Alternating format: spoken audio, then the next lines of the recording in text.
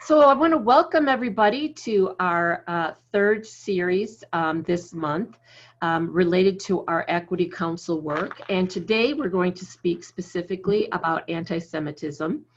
And we are extremely fortunate in Pike Township to have a member of our Equity Council from the Indianapolis Jewish Community Relations Council. JCRC is what we call it. It's much easier.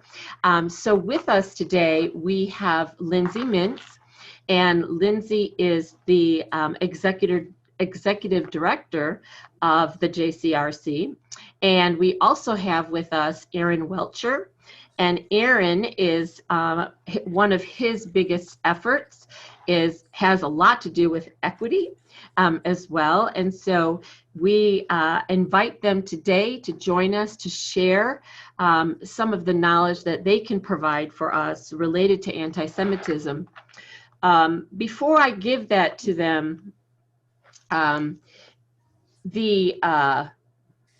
right before I was getting everybody in and letting people into the Zoom, I get an alert in my email, and I'm like, oh, somebody emailed me, and I look, and it's from the ADL, the Anti-Defamation League, sharing information about the increase of anti-Semitic behavior in Zoom bombing. And I thought, wow, we are just starting the conversation here, and it's yet another reminder of what we continue to see with the treatment of our Jewish families, as well as behavior that's definitely part of what we're trying to curb in our Equity Council. So, Lindsay, I'm going to let you take it away, and I will monitor the chat and the people who are coming in and out. All right.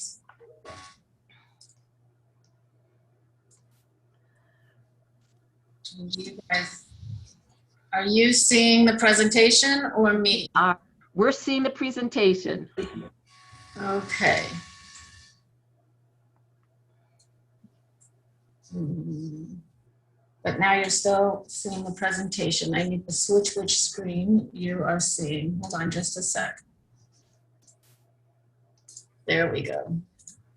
That'll be much better. Okay, everybody's seeing it? We see it, thank you. It's, we've only been doing this stuff for a year, right? Hello, everybody. Thank you so much for giving a little of your time this afternoon. My name is Lindsay Mintz, as Dr. Flora introduced me, and I'm joined here by two other colleagues of mine at JCRC, Aaron Welcher, whose name is just Indy JCRC in his box, and Robbie Alter. And they may or may not jump in at times. They may be sharing some links in the chat during our conversation. And they will definitely be people that you can follow up with in addition to me after today's conversation. So as Dr. Flora said, I've been really grateful to be a part of Pike's Equity Council for the past 3 years. I think it's been about 3 years. And unfortunately, I was invited into the group after Pike High School was dealing with the aftermath of some swastikas that showed up in, I think it was a restroom. And I don't know how long you had been meeting before that, but it's been really, really wonderful. I mean, the faculty and the staff and the presentations and the learning and the development, professional development personally for me, as well as what I've been allowed to contribute to those equity conversations has really, it's been a model that I share when I talk to administrators and teachers in other school districts. I share almost immediately how I've been welcomed into the conversation at Pike. So thank you, Dr. Flora, and to Pike. I, just until about a year ago, was a Pike resident. Am not right now. I have need my own therapy around that topic for another conversation, but we're gonna be talking, Dr. Flora asked us to talk today about anti-Semitism. And unfortunately, I can do a talk on anti-Semitism in my sleep. But I think what's really most constructive for administrators and faculty and teachers and parents of Pike students is for us to zoom out a little bit and not just have this be an hour on anti-Semitism, but really frame this within the conversation that so many school districts are having, which is around diversity, equity, and inclusion, and where the Jewish community fits into that conversation. Because these are important conversations. They're going to happen in classrooms or among staff, whether you're ready for them or not.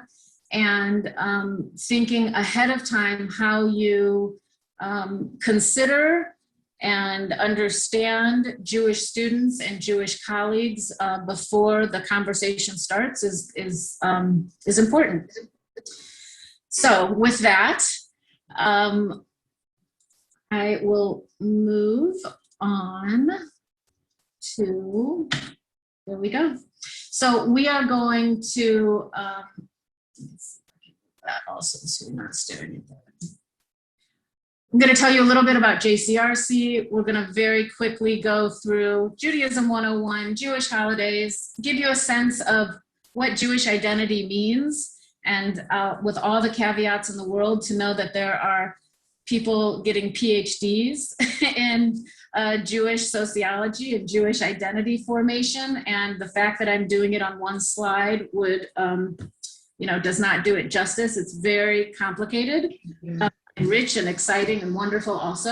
In the sense of the local Jewish community, and then we'll get into anti-Semitism and how JCRC can be a resource. So you see that anti-Semitism is clearly how you might find yourself engaging with members of the Jewish community, but hopefully it's not the only way or the first way. And we'll make sure to leave some time for some Q&A, and you can throw questions into the Q&A throughout. I don't know if I can multitask that much, so maybe Aaron or Ravi will jump in and let me know. So I'm a history lover. Just a second.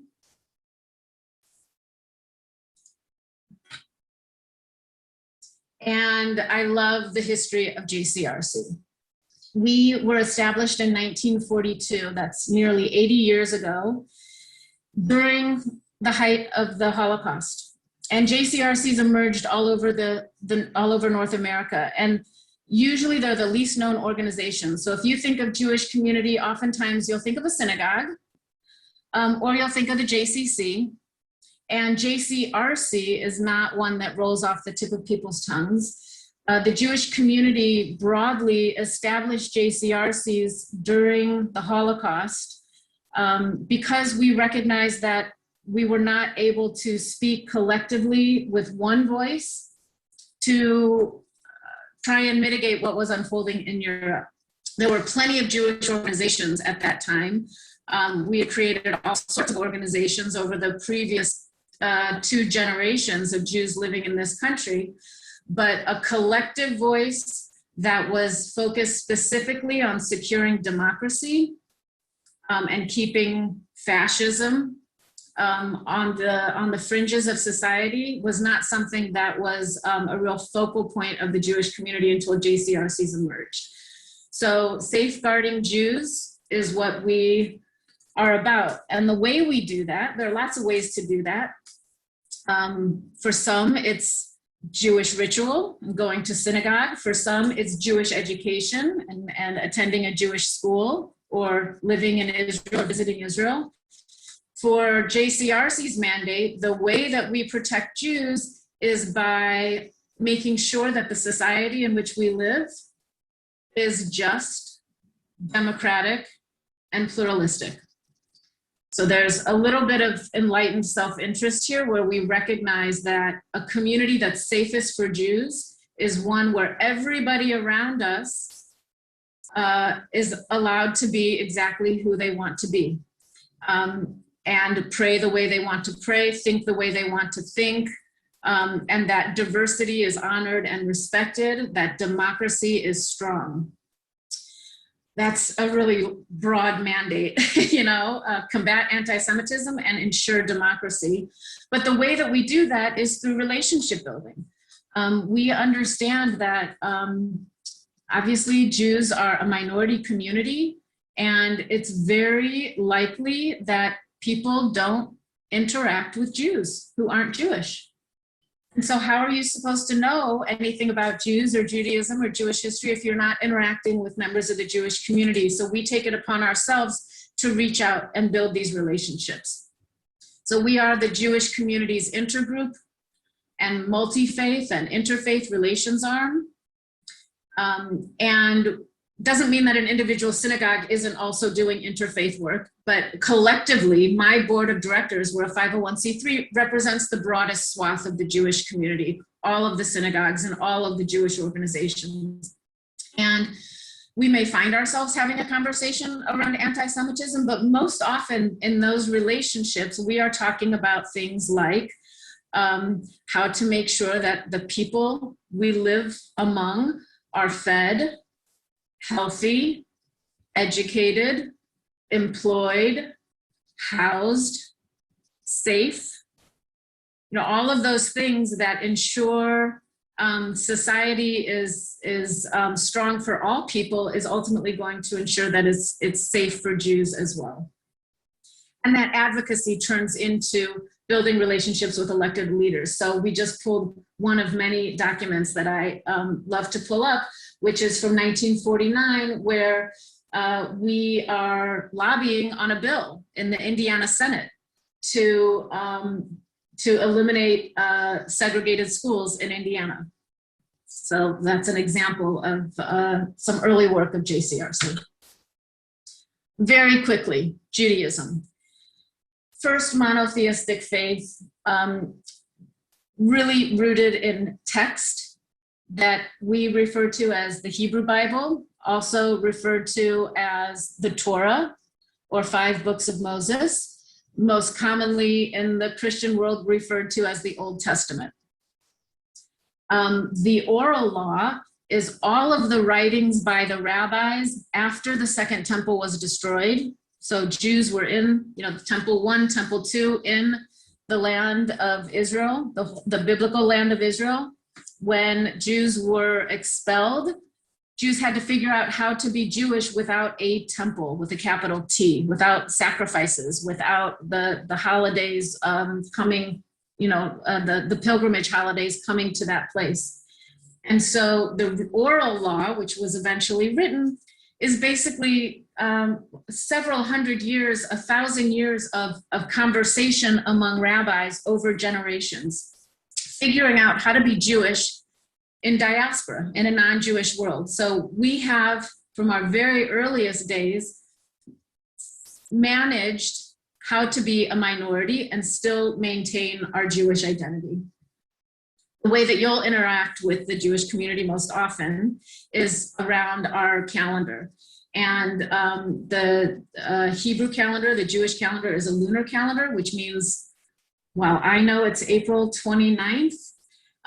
Today, when Hanukkah falls, when Rosh Hashanah falls, when all of the Jewish holidays fall in a given year, that changes year to year.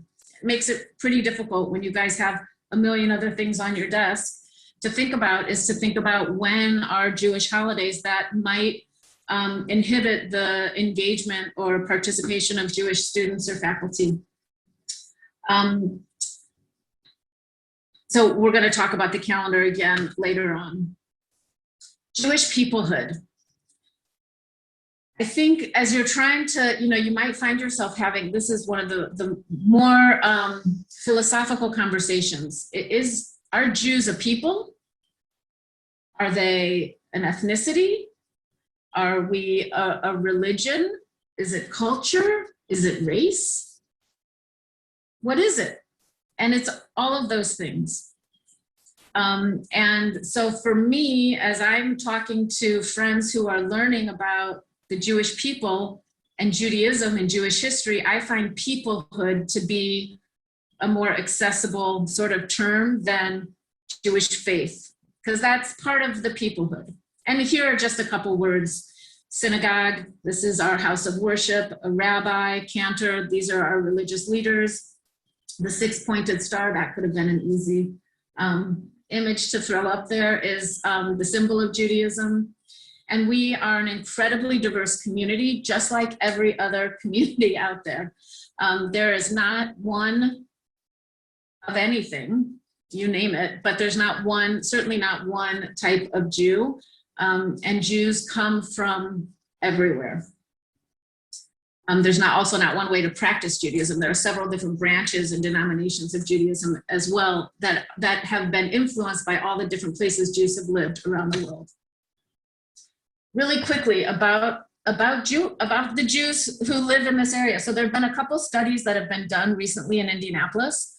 2017, the Jewish Federation, which is the umbrella agency over JCRCs, did a demographic study.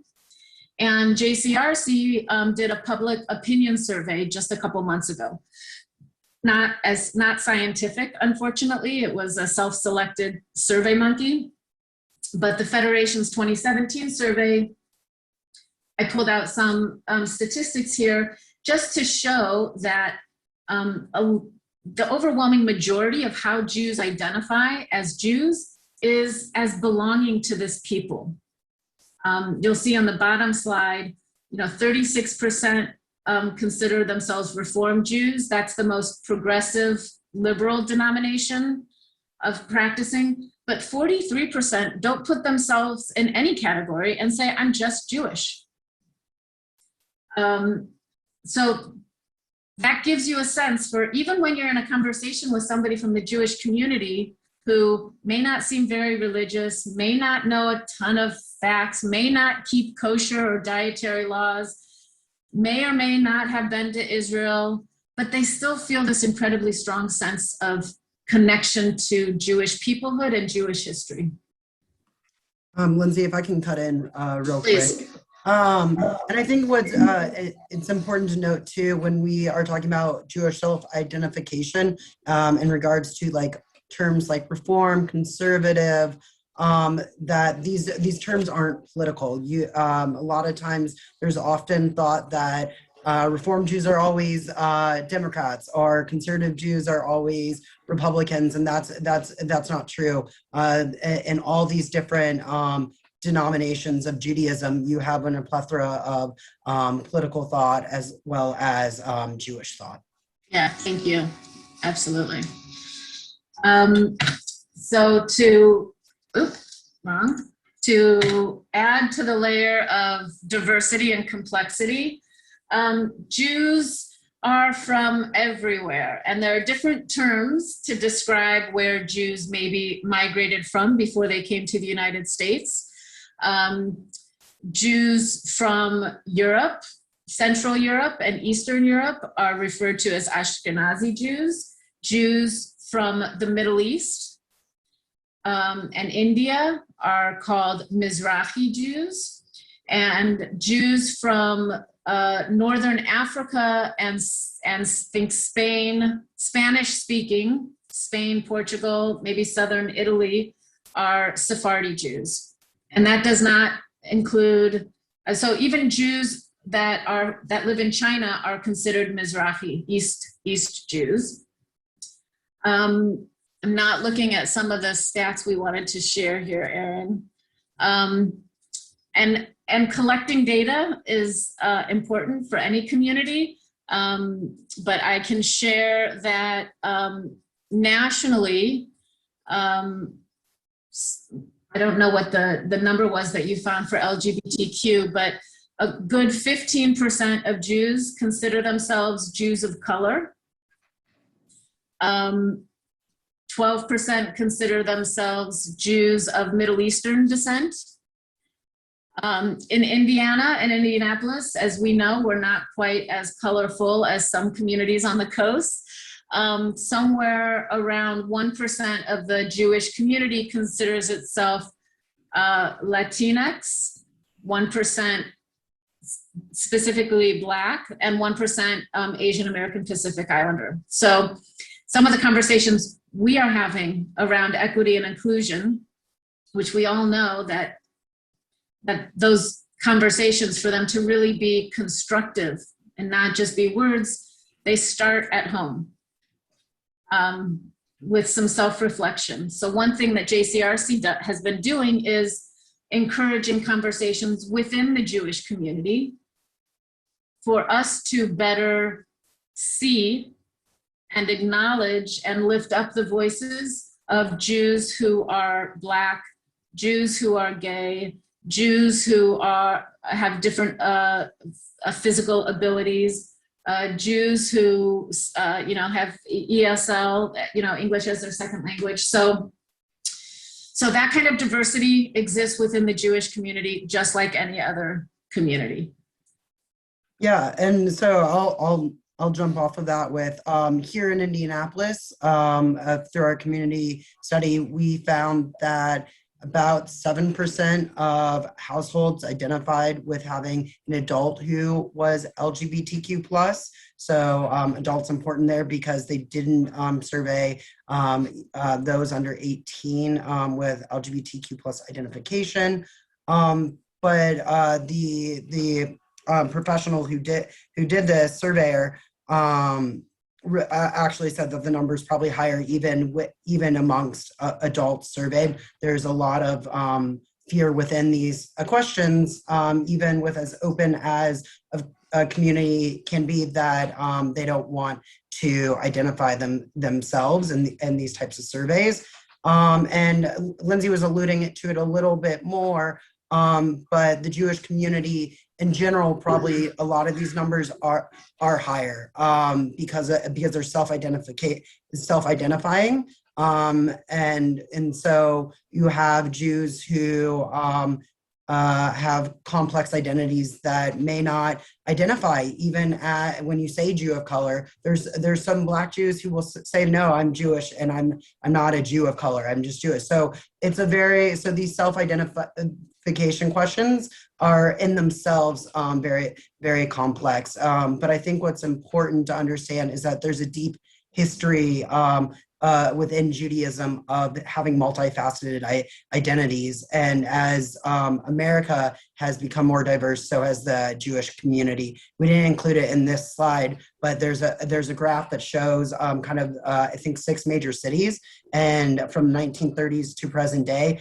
of shifts and multifaceted identity in Jews. And it's really shot up in the last 20 years or so.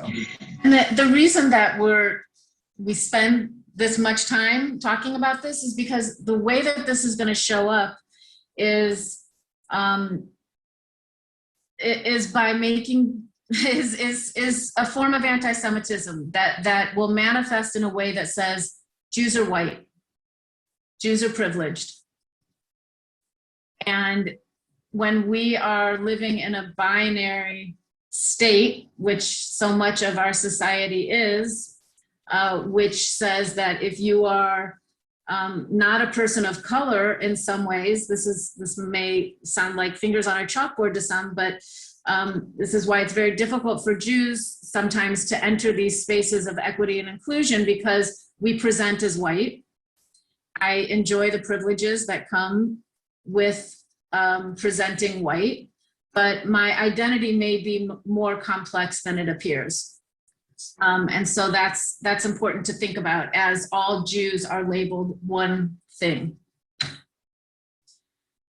Just really quickly wanted to share, this is some of the information that we gathered from our public opinion survey, and we shoved it all into one slide. But I wanted to highlight this, and you can just sort of skim down and see, from immigration to LGBTQ, an agenda that you could sort of say is a social justice agenda. The overwhelming majority of the Jewish community in central Indiana supports a fairly progressive agenda. And I, again, say that not to tell you that all Jews think this way. Clearly, there's a good 15 to 20 to 25% of the Jewish community who doesn't.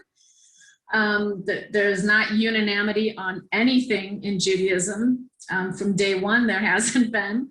But to let you know that for many young Jews, And a lot of these progressive issues really resonate with young people, right? For many young Jews, they are going to feel this way. And when they want to enter spaces that talk about immigration or gay rights or reproductive rights or the environment, all of these things that they feel strongly about, what has happened in some places, it definitely happens on college campuses. We're just starting to see it happen in high schools. Jewish students are told that they cannot enter those spaces unless they basically renounce their Zionism. So they're asked to choose between these issues and their connection to Israel.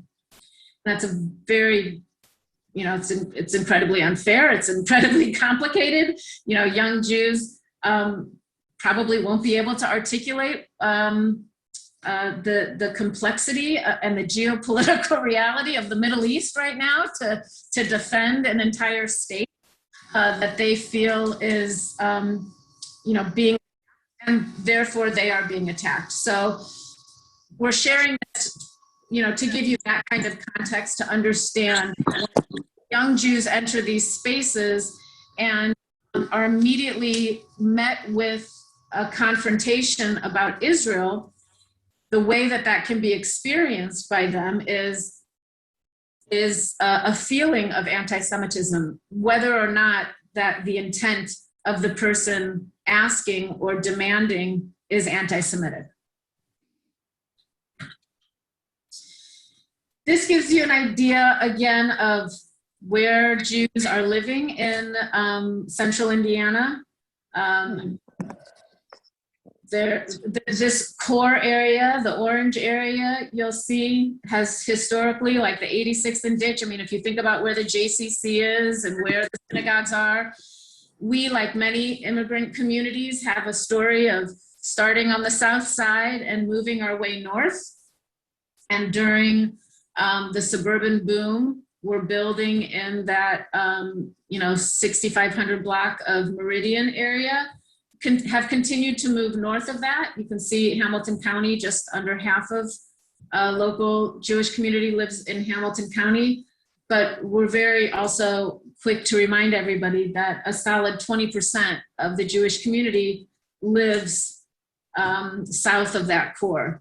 And we are always meeting Jewish families who are living in Avon or Pike or Brownsburg or Greenwood. Okay, so the institutions of Jewish life may be in that core still, where the JCC is or the synagogues are, but Jews are certainly moving.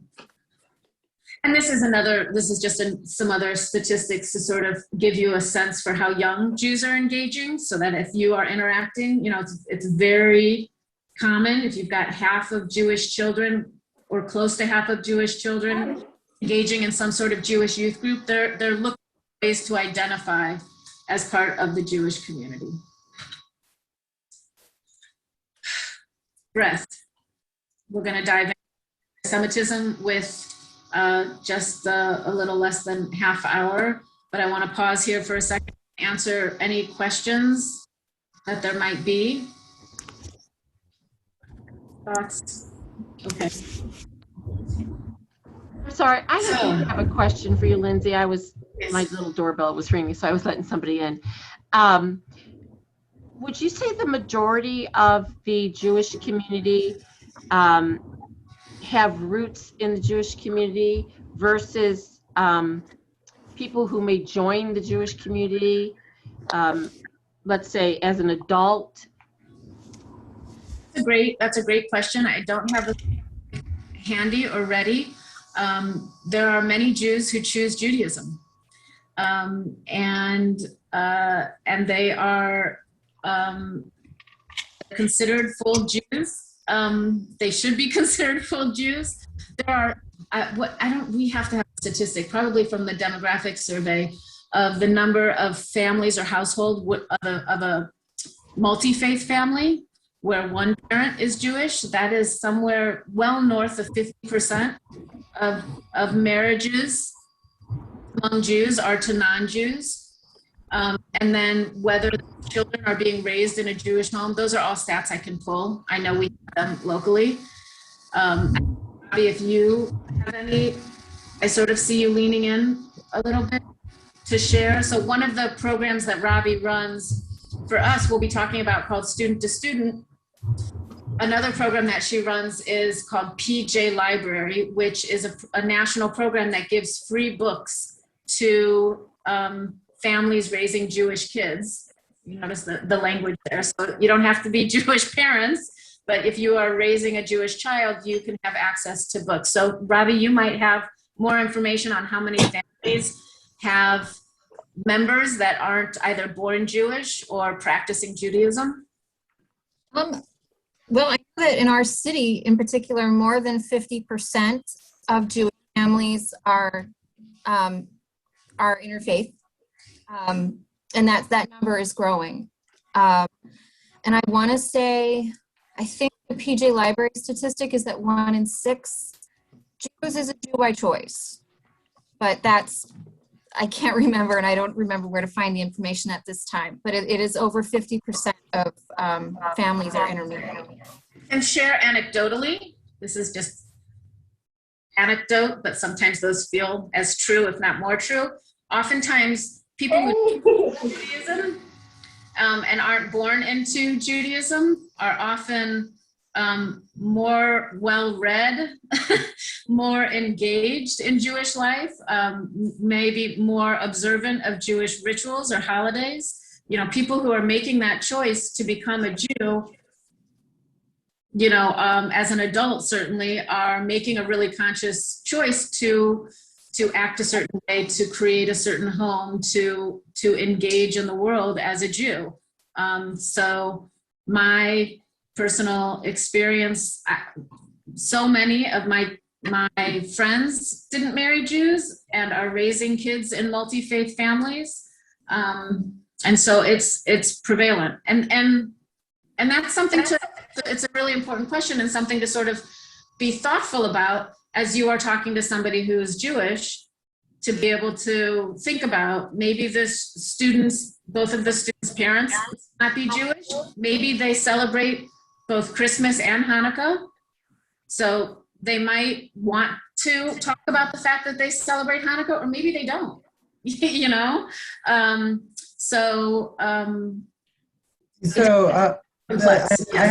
actually have the numbers. So 68% of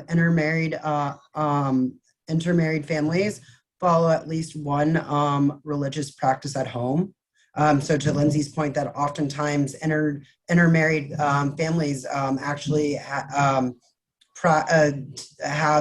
a deep commitment to practicing Judaism at home. And then 9% of people surveyed in our community surveyed said that they were Jews by choice out of, and I don't remember the exact number of how many were surveyed, but out of about 20,000 Jews in Indianapolis is the rough estimate. Okay, so we are going to talk anti-Semitism. And like all things, it helps to start with a definition. And like all things, certainly in Judaism, definitions can vary. So what are the big things that we want you to take away? Anti-Semitism is a perception of Jews that may be expressed as hatred. And the core of what animates all anti-Semitic tropes or stereotypes, we're going to find our way back to a conspiracy theory. It can manifest religiously, politically, racially, socially, or economically. We can go through all those examples if you'd like, but there isn't one way that anti-Semitism shows up. And it can be in the form of words, certainly vandalism, and also in physical acts. So what does it look like? We are seeing the stat at the very bottom, and ADL just released its 2020 audit yesterday, which is what you were referring to, Dr. Flora, that came through your inbox. So we need to really look through that. But where we are mostly seeing the increase in anti-Semitism is in K-12 schools. So we're still seeing synagogues tagged or swastikas spray painted.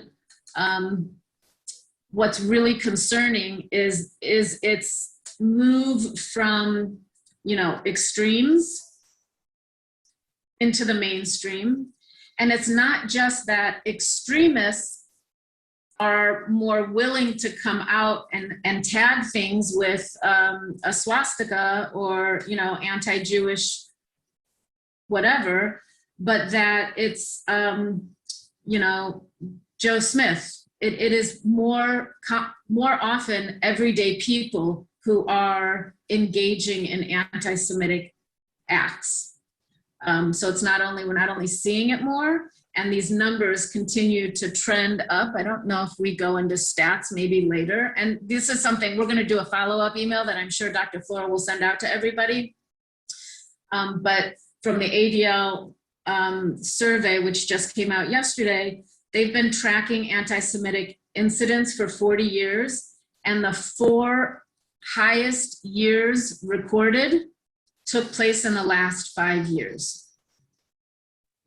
And while there was a dip in 2020 due to the pandemic and people just not being out as much, it wasn't that big of a dip considering schools were closed, businesses were closed, our entire country shut down for a year. So there was a dip, but not as much as we actually anticipated seeing during the pandemic.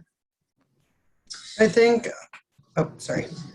I was just going to add, and I'm sure all of you can relate with this, particularly as I know it's a conversation in the education space a lot, but a lot of anti-Semitism is happening and growing due to online sources and social media and networks. And so this is really also a new area of really starting to educate around media literacy for both Jewish students and non-Jewish students. And so that ADL has been doing a lot of work in this online space over the last 2 to 3 years in particular. Thank you, Erin. And that's some of what we'll get to toward the end, which is how can JCRC be a resource, is, helping you find trusted resources to help you navigate conversations around things like social media and hate online, because that is absolutely where it is. I've got 2 teenagers and they show me what comes through on their TikTok and Snapchat,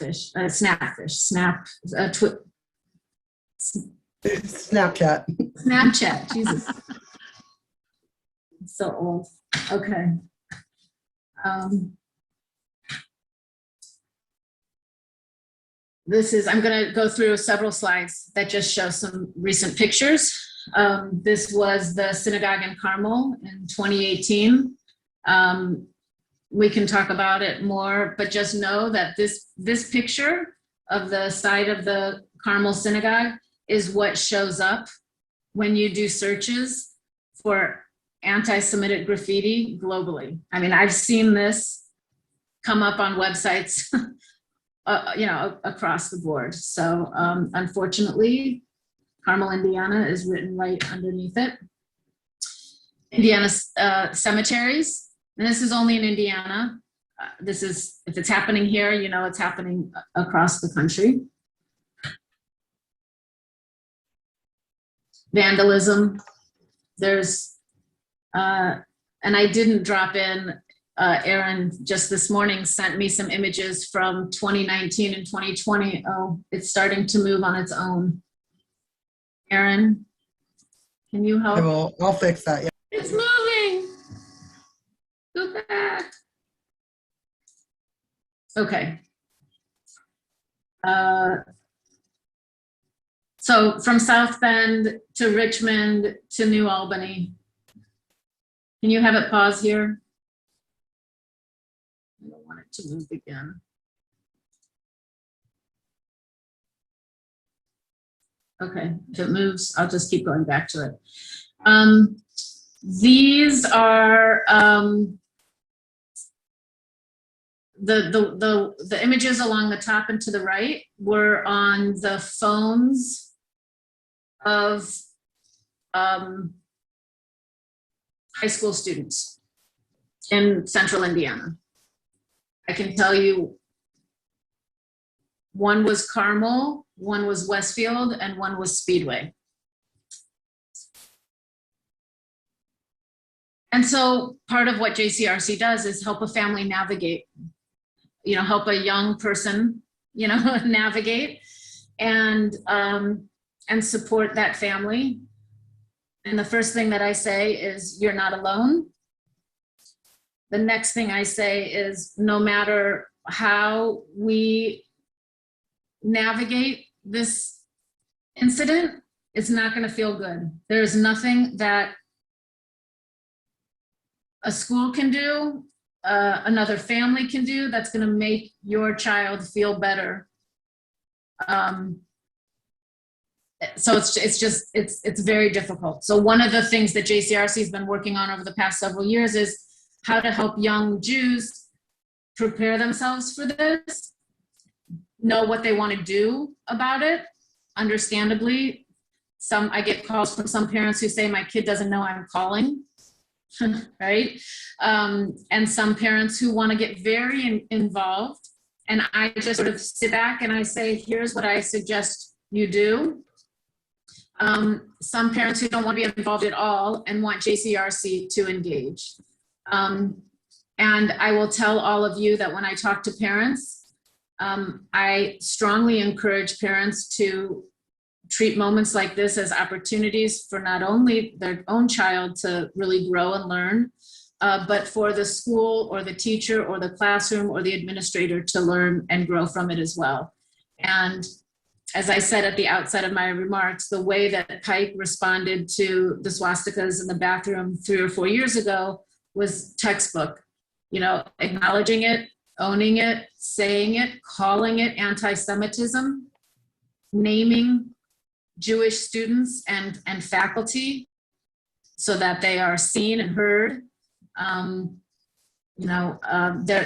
that's, my job is not to get this stuff on the front page of the paper, but to help a school or a school district navigate, because it's going to happen. And just because it's happened once and you guys responded beautifully to it doesn't mean it's not going to happen again. You all know this. You're getting a new batch of kids in every single year who are exposed to different things and different conversations in their homes and on their phones.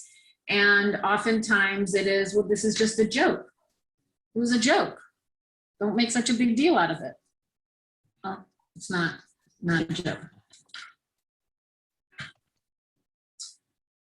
And it doesn't stop, college campuses are actually one of the, we're seeing the most of it on college campuses.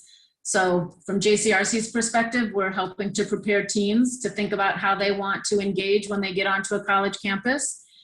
And anti-Semitism itself is complex. I mentioned earlier in our conversation when the topic turns to Israel, it can become very personal and very heated, understandably, because there are people who have family living there. I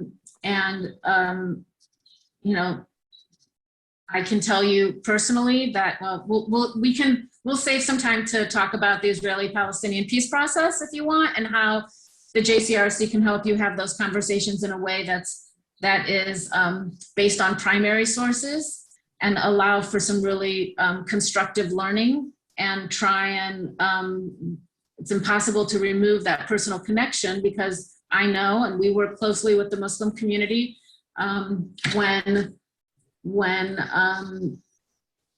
a people feels that they are not given the space to determine their own future, that's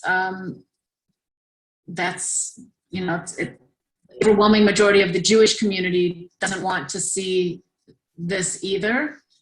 The way understanding where anti-Semitism, where being critical of the state of Israel or critical of the policies of the state of Israel can cross the line into what is perceived and felt as anti-Semitism is a difficult conversation, and deserves nuance and thought and a lot of sources, right? Some of the critical thinking that you want your kids to have as they're reviewing sources and bias and point of view and perspective. But the way it is experienced by Jewish students, and not all Jewish students want to be waving an Israeli flag. Okay, this is not about a blind support, but when a Jewish student is asked to defend the Jewish state and done so in a way that that makes them feel somehow responsible, one of the easier ways to think about anti-Zionism as a form of anti-Semitism is to replace the individual Jew with the Jewish state. And so there may be people who say, I don't have a problem with Jews. I have friends who are Jews. I have a problem with Zionists. I don't have a problem with Jews. I have a problem with Israel. Well, in the 21st century, and this I didn't spend much time talking about this when I talked about the conspiracy theory, the way anti-Semitism has changed over 3,000 years, it continues to take on new forms and take on a language that is very acceptable in the present day. So we can look back at anti-Semitism from the Middle Ages and say, how could they have thought that Jews needed Christian blood to bake matzah? That's ridiculous. How could they have thought Jews were rats in the 20th century? That's ridiculous. Now we can look back and see it as anti-Semitism. The anti-Semitism that we are seeing today, we all know what to think when we see a swastika. It's much more complicated when we're having conversations around the state of Israel. And the Jewish peoplehood, the global peoplehood complexity, and the one Jewish state and its actions make these conversations difficult, but nonetheless important to be able to have. And that's one of the ways JCRCs can help. We do a professional development for teachers on how to teach about the Arab-Israeli conflict. Locally, this is how the Central Indiana Jewish community feels about anti-Semitism. The 2002 and 2003, those were the last two times JCRC did a survey, so you can see the number jumping considerably, in less than 20 years, to go from 27% to 73% of the Jewish community feels like it's increasing. Here are the places where Jews feel like anti-Semitism is increasing. You can see, violence and extremist groups, that makes sense. Internet, colleges and universities, as I've talked about, couched in anti-Israel language. Among politicians, that's pretty concerning. And the jump of the percentages, each decade is pretty stark.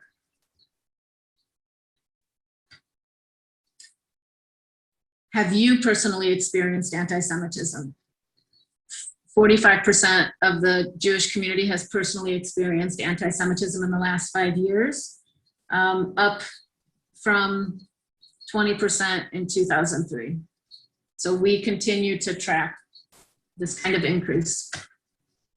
Here are some of the just a couple of the quotes that we pulled from our survey of how people have experienced anti-Semitism.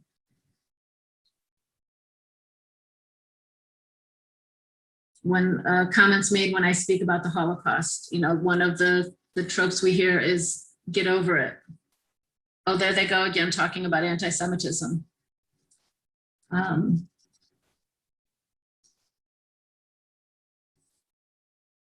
I'll just give people a chance to sort of peruse those.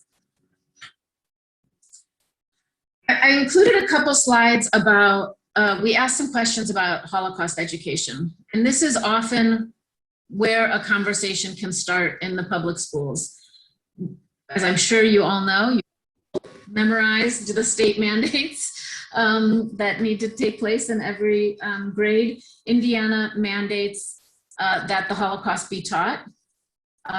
That does not come with a line item in the budget, does not come with a special department of the Department of Education or any sort of follow-up. So it is up to each school and district to ensure that it's happening, and JCRC has taken it upon itself to do what we can to make sure that teachers are, feel comfortable teaching about it, feel like they are supported and have the tools to teach about it.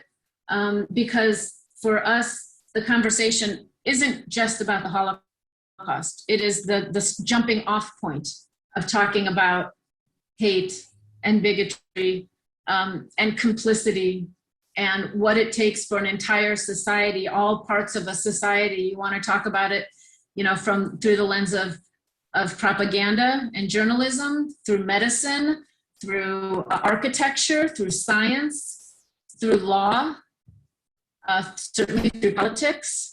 All aspects of society needed to be complicit in order for the Holocaust to happen. And what does that mean for everyday people who had a choice to make? So a lot of the teaching resources that we promote talk about the role of the bystander and the role of what we call an upstander, because we do want these lessons to be very relevant today, which is, what would you do? What are you going to say when you see something?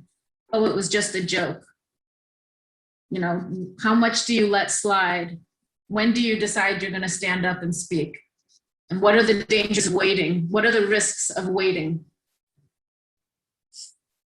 So clearly it's important for the Jewish community that Holocaust education play a larger role in Jewish education, but you can see 70% of the Jewish community wants to see this mandate strengthened and to include the teaching of other contemporary genocide as well.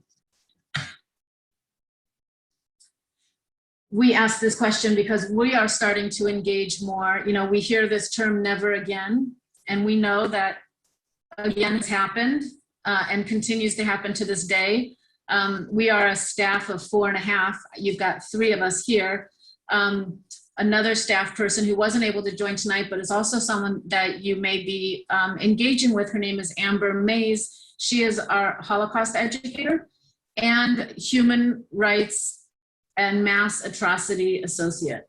And her degree is in mass atrocity prevention. And we see our role, to say never again has to actually be put into action. And there are genocides unfolding today. Okay, so ways to be inclusive, easy ways to make mistakes. Everybody does it. Does not mean that you are an anti-Semite or that your school or institution is anti-Semitic. These things happen, especially around the calendar, because it's very hard to keep track. When I get calls from members of the Jewish community who are up in arms, how could they have scheduled something on Rosh Hashanah? I say, teachers change, administrators change. This is not, it's also incumbent upon us as members of the Jewish community to make sure that your Jewish student is walking into the classroom at the beginning of the year saying, I'm going to be out for Yom Kippur. Please don't schedule any major tests, or at least be accommodating for me to make it up. Erin, is there anything on this slide you want me to pause on, or seeing that it's 10 after, I should just keep moving? Nope, I would keep moving. Ways to be inclusive. A lot of it is around the calendar. Thinking about and recognizing that diversity that we spent so much time talking about at the beginning. Not all Jews think a certain way, pray a certain way, observe a certain way. or want to talk about or want to be the ambassadors of Judaism either. Your JCRC can help. We have a ton of resources. Did I just skip over one accidentally? Real quick, hold on. I think I did. Ooh. Okay, resources for classrooms. We have a program called Student to Student. It's the next slide. We have a Holocaust Speakers Bureau. It's doing it again. It's moving on its own, Erin. Okay. I mean, One thing that I know, Lindsay, we're getting close to the end, but I was wondering if you wouldn't mind sharing probably one of the most powerful conversations that we had in our Equity Council was trying to have an understanding, which you shared so gracefully, as to why there is why there are occasions in which people wrongly accuse Jewish people of whatever it might be, kind of that historical perspective of that knowledge and so forth that we talked about. And wow, did that make me really think. If you could share that again. You know what conversation I'm talking about? I do. Because the question came up, what is it about anti-Semitism? Why? And explaining a 3,000-year-old hate is not easy to do on one foot, and certainly not in 2 minutes. But very simply stated, when societies want to understand something that is complicated, something that is not going their way, Jews become the scapegoat. And we can start with the very first charge of deicide. I mean, is there anything more abhorrent to the Christian world than for a people to have killed God? And anti-Jewish doctrine in the Christian church over, well, since until 1964, when the Second Vatican Council finally acknowledged that Jews were not responsible for killing Jesus. You know, the integration of anti-Judaism into Christianity and the way that it is seen today in white nationalism and white supremacy is all about this idea that Jews have some supernatural power, some control. Sorry, you're not coming out. Some control. That's the conspiracy theory. That why is it that Jews have control? Why is it that things aren't going well? Well, it must be some hidden puppeteer above managing things. So whether that's finance, whether that's media, whether that's politics, certainly the relationship between the United States and Israel, you know, people will question that. And with every single one of those cartoons, and doing a quick Google search for anti-Semitic cartoons, you will see they show up today, but they draw on these same tropes of Jewish control, of being both, you know, above and hidden within. You know, we pass, we don't, you know, so we're particularly dangerous because we infiltrate and aren't seen. And so it becomes sort of the conspiracy theory. I mean, of course, conspiracy theorists are completely convinced they have the truth, and it's everybody else who doesn't. That's one of the scariest things about, you know, online hate, and the number of platforms that traffic and spread this stuff globally in seconds. So what sometimes is heard as a compliment or thought of as a compliment, and I've had close friends, you know, say, you people get such a good deal. How do you do that? Well, they're not trying to be, disparaging. And I have to decide, do I stop and pause and say, whether you realize it or not, you're actually tapping into a trope that claims that I am using some power to, whatever the it is. Like I said at the outset, and in Bloomington, one of the only institutes for the study of contemporary anti-Semitism is at IU. There are scholars the world over studying anti-Semitism, its history, its manifestation today, and the relationship Jews have to other groups, whether we're talking about Black Jewish relations, Latino Jewish relations, Muslim Jewish, these are all the relationships that JCRC and the lay leaders on our board are actively and intentionally trying to build, because we know that humanity matters. And when you know someone, it helps immeasurably. And it's a two-way street. It's not just for me to bestow upon all of you, some information about the Jewish community. I need to be just as interested in each of your stories and your ancestry and your families and, your struggles, just as much as I want you to be interested in mine as a Jew. I don't know if that tapped into what it was that I shared, but I'm glad you brought that back. Absolutely. And yes, that was a very long, deep conversation, but it helps bring some context to the why. Why are we seeing this, and what is the conspiracy theories that lead to some of it? We are at 5:17. We are at 5:15. So I'm just going to questions or. Yeah, I'm just going to we're at the last couple of slides. We have a program we've trained, and this is the program that Robbie runs.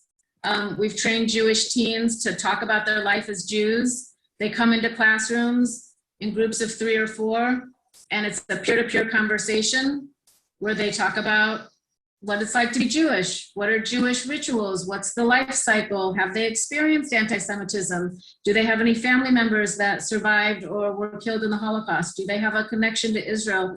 It's a very accessible, any classroom we've been in, the teacher says, I want you back next semester. And we've been Zooming. So if, God forbid, we're still Zooming next semester, we can do it by Zoom. But Robbie has a group of about 15 Jewish teens, and she coordinates with the classroom, with the school, to get, a diverse group to come in. It's very question oriented. It ends up being a discussion and a conversation, and it's really powerful, because for all of the students that walk out of the room, it is, there isn't just one type of Jew. There isn't one way to practice. They have different opinions. Some of them observe this, one of them didn't, one of them was Black, one of them was gay, one of them, we're a diverse community like everybody else. We have a calendar, and we're updating it this summer. Not that I expect you to go to sleep with it under your pillow, but it's a great resource. And it will start with 21, and we'll build it out 7 years in advance so that you can reference it for your planning, for the school district down to the classroom. And obviously there are, teachers and faculty who are members of the Jewish community as well. So that's where we are at. I really appreciate all of your time. And am more than happy to entertain any, thoughts or questions after this. If they come to you, if you want to follow up, if you're interested in learning more, this summer we're going to do two days of teacher professional development. Some of it will be Holocaust focused. Some of it will be, how do I teach about anti-Semitism? We're going to do one on how to teach about the Arab-Israeli conflict. All of these are based pedagogically in primary sources and using text and sources to engage in conversation in your classroom. And I'll be sharing all of that information with Dr. Flora, and she can get it out to out to the rest of the faculty. Absolutely. So we're going to pause here. And I want to thank everybody who's participating. And of course, with it being recorded, it's going to hit even more people who had not had the same opportunity today. For those who I know are on a time commitment, please feel free to leave if you need to. Lindsay, if we could hang around for a little bit and answer any questions that people have, clarifications, we're going to stick around. And so people can just kind of unmute and ask questions right now. Put my email address in.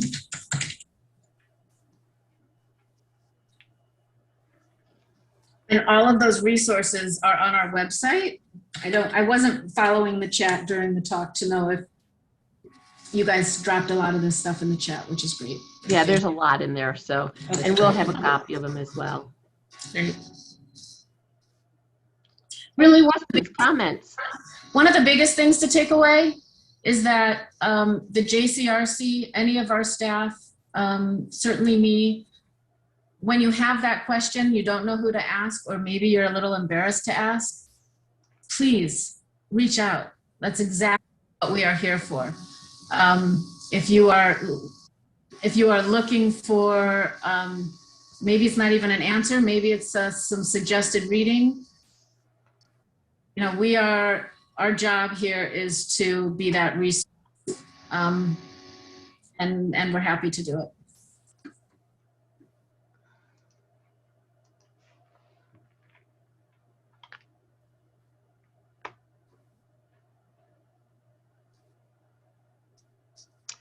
All right, looks like we have no questions. Thank you so much, Lindsay, Robbie, Aaron. We appreciate your willingness to share this information, your candor. And so appreciate all that you do. And of course, Lindsay, continuing your work on our council and also looking at additional professional development in the future for our staff, for sure. Happy to, and just thank you, Dr. Flora.